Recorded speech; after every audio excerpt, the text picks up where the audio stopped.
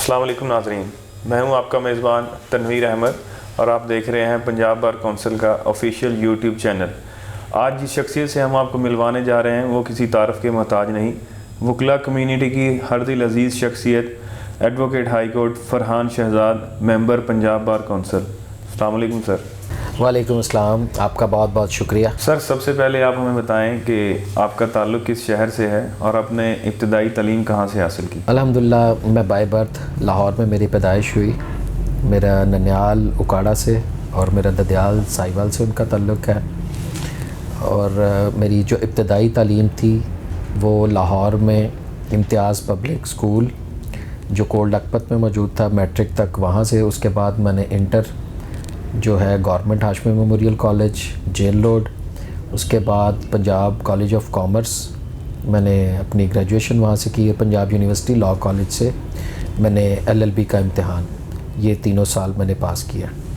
और इसी दौरान मैंने 2002 में जो मेरे उस्ताद हैं राना मुनीर हुसैन ज़फ़र एंड एसोसिएट्स, मैंने उनको ज्वाइन किया और वहाँ से मैंने अपनी टैक्स की वकालत का आगाज़ किया। सर, वकालत के साथ साथ आपने बार की सियासत में आने का फ़ैसला कैसे किया?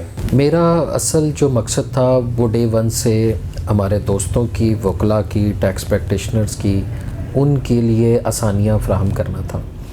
कभी भी सियासत मैंने ज़िंदगी में सोचा नहीं था, लेकिन वकला की अमली सियासत में ये जो कदम रखा गया वो भी मेरे सीनियर राना मुनीर हुसैन साहब, उन्हीं की वसातत से 2008 में मैंने पहली मरतबा joint secretary Lahore tax bar का इलेक्शन कंटेस्ट किया और अल्हम्दुलिल्लाह वो भी वाज़ेह मार्जिन से हमारा पूरा पैनल विन किया।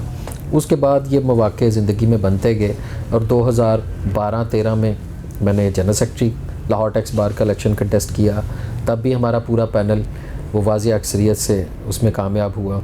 फिर अल्लाह ताला ने मौका दिया 2016-17 में, तो बतौर president Lahore tax bar association का इलेक्शन कंटेस्ट किया।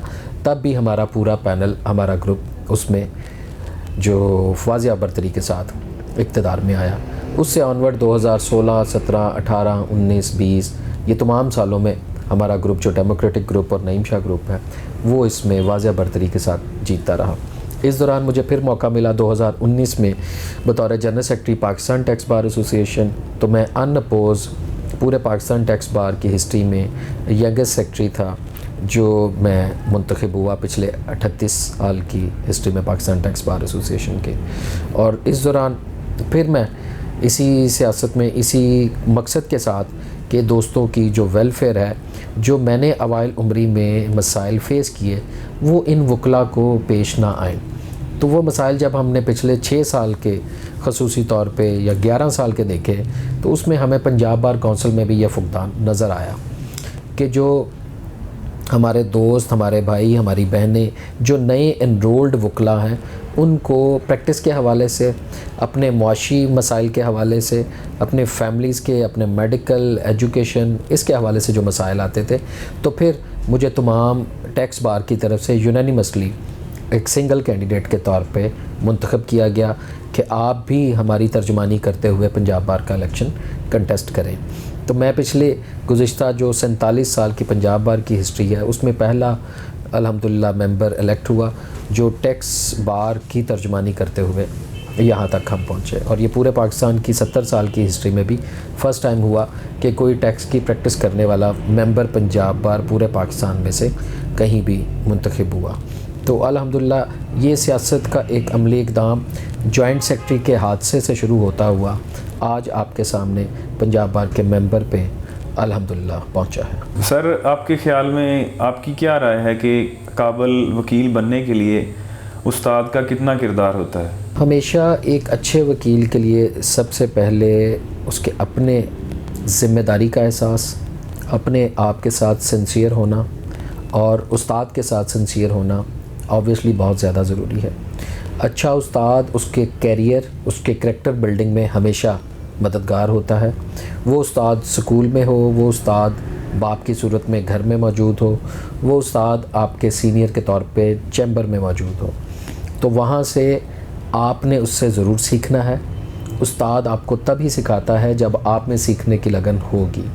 तो अल्हम्दुलिल्लाह मैंने 4.5 साल 2002 से ऑनवर्ड 2006 तक मैंने अपने उस्ताद के पास ये टाइम गुजारा, और वहाँ मैंने हमेशा अपनी लगन के साथ, अपने शौक़ के साथ मैंने इस प्रोफेशन को क्योंकि ज्वाइन किया था, तो मैं उनके साथ ये मेहनत में साथ साथ उनके चलता रहा। और अल्हम्दुलिल्लाह 2002 से 2006 के बाद आज हम 2020 में हैं, लेकिन मेरा अपने उस्ताद के साथ उसी तरह का रिश्ता है जो एक बाप और बेटे के दरमियान होना चाहिए और मौजूद है। तो इसमें सबसे बड़ी ज़िम्मेदारी ख़ुद एक वकील पे आयद होती है कि वो अपने उस्ताद से कितना सीखता है और कितना उनसे फैज़याब होता है, क्योंकि उस्ताद अल्टीमेट एक सीनियर है, वो एक इल्म का ख़जाना होता है। वो कभी भी आपको ख़ुद बिठा के शायद उस तरह से ना समझाए बुलाए, लेकिन आपको ही एफ़र्ट करके, आपको ही हिम्मत करके, हौसला करके, आपको ही उस्ताद से हमेशा सीखना पड़ता है, और उसी सीखे हुए की बुनियाद पे, उसी मार की बुनियाद पे आप आगे पूरी ज़िंदगी का फ़ैसला करना होता है कि आपने आगे कहाँ चलना है। सर, यंग लॉयर्स LLB का एग्ज़ाम पास करने के बाद जब प्रैक्टिस ज्वाइन करते हैं, या तो वो सिविल प्रैक्टिस की तरफ जाते हैं या क्रिमिनल प्रैक्टिस की तरफ जाते हैं, तो आपकी इस बारे में क्या राय है? उनकी कैरियर काउंसलिंग के बारे में आप क्या कहना चाहेंगे? हमारे यहाँ क्योंकि कैरियर काउंसलिंग का कोई कॉन्सेप्ट मौजूद नहीं है। मेरा मैट्रिक साइंस में, मेरा इंटर और ग्रेजुएशन कॉमर्स, और उसके बाद LLB का कॉम्बिनेशन। इस दौरान मैंने वक्त के साथ साथ इन चीज़ों को एक दूसरे के साथ जुड़ती गई, और वो मेरे लिए किस्मत आज मुझे यहाँ तक ले आई। अदरवाइज़ हमारा हर आने वाला जो लॉ ग्रेजुएट है वो दोस्त सिविल, क्रिमिनल और कचहरी में किसी ना किसी सीनियर को ज्वाइन करता है। उसमें कतई तौर पे कोई बुराई नहीं। हर स्पेशलाइजेशन में आपको अच्छे नाम, अच्छे चैम्बर्स, अच्छे सीनियर्स और अच्छे जूनियर्स भी मिलते हैं, लेकिन क्योंकि वहाँ पे तादाद तकरीबन 20,000 के करीब हो चुकी है, आप किसी भी स्पेशल कोर्ट की तरफ जाएं, वो चाहे टैक्स की हो, वो चाहे कस्टम की हो, वो चाहे एंटी टेररिज्म की हो, वो चाहे ड्रग कोर्ट्स की हो, वो चाहे बैंकिंग कोर्ट्स की हो, आपको स्पेशल कोर्ट्स में हमेशा मार्जिन मिलेगा, हमेशा स्पेस मिलेगी और जगह भी मिलेगी। लेकिन क्योंकि यहाँ पे हमारे एरिया वाइज हमारे वकला का रहन सहन, उनकी फैमिली का रहन सहन ज़्यादातर एक तो रूरल एरिया से होता है, तो वो उनके नज़दीक सिविल और क्रिमिनल की प्रैक्टिस करने वाला ही प्रॉपर शायद वकील समझा जाता है। उनके नज़दीक टैक्स की वकालत, बैंकिंग की, ATC की और ड्रग कोर्ट्स की, कस्टम की जो स्पेशल प्रैक्टिस है, उसको उस एंगल से नहीं देखा जाता कि इसमें भी मार्जिन मौजूद है, तो इसमें भी प्रैक्टिस का स्कोप मौजूद है। तो ये कैरियर काउंसलिंग असल में पंजाब बार काउंसिल का काम है कि तमाम ब्रांचेस का एक आने वाले नए वकील को बताया जाए, वकला में उनका स्कोप ब्रॉड किया जाए, उनकी जब वो ट्रेनिंग सेशंस हों, जब उनके सेमिनार्स हों, तो उसमें बताया जाए कि ये 5, 6, 8, 10 स्पेशलाइजेशन मौजूद है। दुनिया तो इससे बहुत आगे जा चुकी है। वहाँ पे तो आर्बिट्रेशन में बहुत ज़्यादा काम होता है, वहाँ पे तो आप फैमिली लॉ में देखेंगे तो आपको बहुत ज़्यादा काम मिलेगा, रिसर्च वर्क में बहुत ज़्यादा मिलेगा, इमिग्रेशन लॉ में आपको बहुत ज़्यादा काम मिलता है। लेकिन हम सिर्फ़ और सिर्फ सिविल और क्रिमिनल की हद तक महदूद होकर रह गए हैं, क्योंकि हमारी बार काउंसिल्स ने इसमें अपना रोल प्ले नहीं किया। बार काउंसिल का रोल एक माँ के तौर पे होता है, उसका काम ही इन बच्चों को संभालना है। तो इसलिए नए आने वाले बच्चे को ये कतई तौर पे इल्म नहीं था, मुझे भी नहीं इल्म था। जब मैंने लॉ ग्रेजुएशन में मैंने शुरू किया तो मैं पहले साल में मैंने भी 1 साल सिविल लॉ की प्रैक्टिस की है। मुझे भी पता है कि सिविल कोर्ट में कहाँ कहाँ क्या क्या मौजूद है, कैसे कैसे वकालत होती। तो इस हवाले से पंजाब बार काउंसिल का ही ये रोल है कि वो आने वाले नए वकला को तमाम ब्रांचेस, तमाम स्पेशलाइजेशन के बारे में गाइडलाइन दें, ताकि एक जगह से बर्डन आपका डिस्टिंग्विश होके, उसकी डिस्ट्रीब्यूशन होके मुख्तलिफ स्पेशलाइजेशन में ये दोस्त जाना शुरू करें और अपनी वकालत का आगाज़ करें। सर, आप इस वक्त पंजाब बार काउंसिल के मेंबर इलेक्ट हुए हैं, तो आप आगे क्या मंशूर लेके चलना चाहेंगे, और पंजाब बार के लिए और वकला बरादरी के लिए आप आगे क्या क्या इक़दाम करना चाहेंगे? मैंने आपसे अर्ज़ किया और पहले भी बताया कि मेरे मंशूर में हमेशा वकला की फलाह व बहबूद मेरा फ़र्स्ट प्रायोरिटी रही है। मेरा कोई भी कमर्शियल पर्पज़ किसी भी इलेक्शन के दौरान नहीं था। मैंने अपनी वकालत को ही अपना ज़रिया मुआश बनाया और उसी की बेस पे आज तक मैं यहाँ तक सर्वाइव करते आया। जैसे दूसरे ओहदेदारान ने मिसयूज़ किया अपने बार के ओहदे को, वो कभी भी मेरा टारगेट ना था, ना है, ना आइंदा होगा। ना मैं यहाँ वोट बेचने के लिए आया, ना मैं बार के ओहदे को मिसयूज़ करने के लिए आया, बल्कि इन चीज़ों को रोकने के लिए जो हमारे पास बेहतर पॉलिसीज़ होंगी उनको नाफिजुल अमल किया जाएगा। तो पंजाब बार कौंसल का रोल एक एडवोकेट को सिर्फ एनरोलमेंट करके उसका कार्ड जारी करना नहीं है, उसकी तरबियत और उसके लिए मुख्तलिफ़ फील्ड्स में मौक़े पैदा करना, उसके लिए एक फ़ैमिली के लिए, उसके लिए और उसकी फ़ैमिली के लिए एक अच्छी मेडिकल की फ़ैसिलिटीज़, एक अच्छी एजुकेशन की फ़ैसिलिटीज़ और अच्छे ट्रेनिंग सेशंस उसको प्रोवाइड करने चाहिए। और मुख्तलिफ़ बार्स के साथ एक कंप्रीहेंसिव और कंपैरेटिव स्टडीज़ का जो माहौल है वो यहाँ पे पैदा होना चाहिए।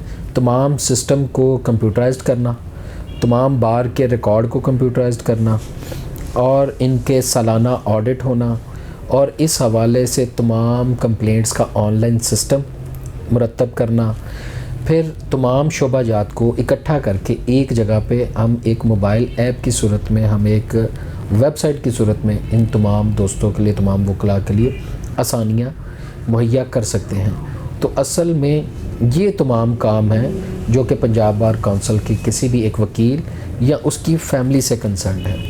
तो आइंदा आने वाले जो तमाम नए वकला हैं उनके लिए भी मुख्तलिफ़ कंपनीज़ में मुख्तलिफ़ जगहों पे रोज़गार के मौक़े पैदा करना, उनको स्टेट काउंसिल अपॉइंट करना, जहाँ जहाँ उनकी एडजस्टमेंट हो सके वहाँ पे उनके लिए ये तमाम मौक़ों की इत्तला करना। और इसी तरह जो हमारे सीनियर्स हैं, जो बूढ़े हैं, जो लेडी लॉयर्स हैं, उन तमाम के लिए पेंशन फ़ंड्स की सूरत में, उन तमाम के लिए मेडिकल की फ़ैसिलिटीज़ हैं। ये इसके लिए एक अच्छे मौक़े पैदा किए जा सकते हैं। इनकी रहाइश कहीं अच्छी सोसाइटीज़ में हम इवन कंसेशनल रेट पे, डिस्काउंटेड रेट पे कर सकते हैं।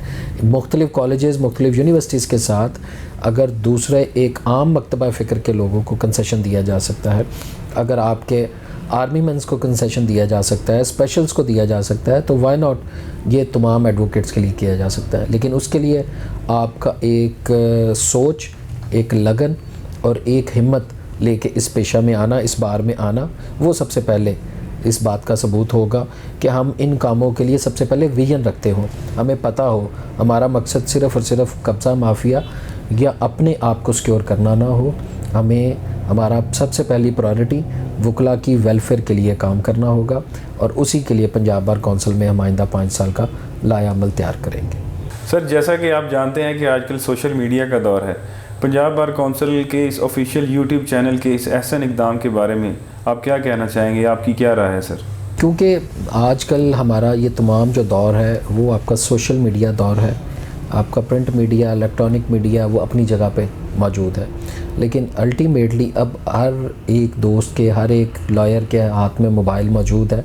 तो उस मोबाइल की मौजूदगी में जहाँ वो तमाम चैनल्स को सब्सक्राइब करता है, उनकी वीडियोस, उनके मीडिया को यूटिलाइज़ करता है, वहाँ पे इसलिए ये एक बहुत अच्छा और मुस्तहसन इक़दाम है। ये बहुत पहले कर देना चाहिए था ताकि दोस्तों को हमेशा जो आने वाले जो कवानीन हैं, जो अमेंडमेंट्स हैं, जो नोटिसेस हैं, जो इससे मुतल्लिक इस्लाहात हैं, वो तमाम लोगों को एक वन स्टेप पे अवेलेबल होनी चाहिए। तो इस हवाले से मैं अप्रिशिएट करता हूँ यूट्यूब चैनल और आपकी पूरी टीम को जिन्होंने इस को इनिशिएट किया, इसकी शुरुआत की। और आइंदा भी मैं यही आपसे एक्सपेक्ट करूँगा कि आप इस चैनल के थ्रू तमाम लॉयर्स कम्युनिटी का मैसेज पूरे पाकिस्तान में नहीं पूरी दुनिया में सर्कुलेट करते रहें, ताकि किसी भी दोस्त को अगर कोई मसला है, किसी को पॉलिसी वाइज को प्रॉब्लम है, तो वो तमाम दोस्तों तक, तमाम बार कौंसिल तक वो in a one go social media पे मौजूद होनी चाहिए।